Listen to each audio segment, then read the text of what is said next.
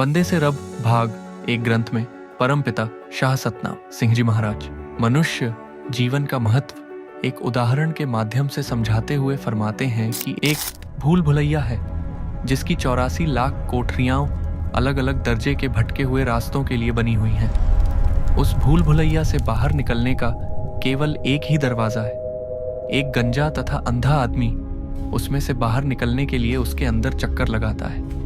दरवाजे को ढूंढने के लिए वह अपना हाथ दीवार से लगाए रहता है और दूसरे हाथ में लाठी पकड़े होता है। जब बाहर निकलने का दरवाजा आता है तो उसके गंजे सिर में खुजली होने लगती है और वह दीवार से हाथ हटाकर अपनी गंज खुजलाने लगता है और इस प्रकार दरवाजा निकल जाता है। एक बार बाहर निकलने से चूक जाने के बाद वह व्यक्ति दोबारा फिर से 84 लाख कोठरियों की उस भूल भुलैया में चक्कर लगाने लग जाता है। इसी प्रकार हम भी 84 लाख योनियों की इस विशाल भूल भुलैया में न जाने कितनी बार भटक चुके हैं। बड़ी कठिनाई से यह मनुष्य जन्म रूपी द्वार मिलता है जो इस भ्रमों से भरी भूल भुलैया से बाहर निकलने का एकमात्र मार्ग है।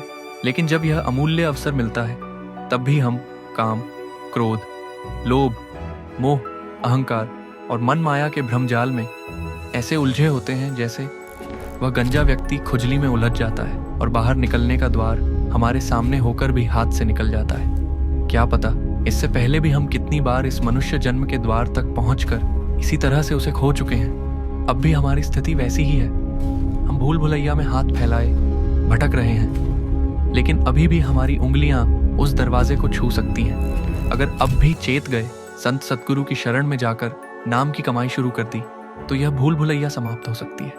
कलयुग में केवल एक ही सीधा रास्ता है जो सतगुरु दिखाते हैं। वो नाम का ऐसा मंत्र देते हैं जो मन और माया की दीवारों को पार कर आत्मा को मालिक से जोड़ देता है। जो भी इस रास्ते पर चलता है वह उस अंधे गंजे भटके हुए व्यक्ति की तरह बार बार गंज खुजलाने की गलती नहीं करता, बल्कि हाथ दीवार पर टिकाए रखता है। और जब मोक्ष का दरवाजा सामने आता है तो पूरे होश में होकर उस दरवाजे से बाहर निकल जाता है।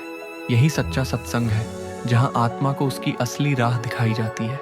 यही नाम भक्ति है जो इस भूल भुलैया के हर मोड़ पर प्रकाश बनकर मार्ग दिखाती है।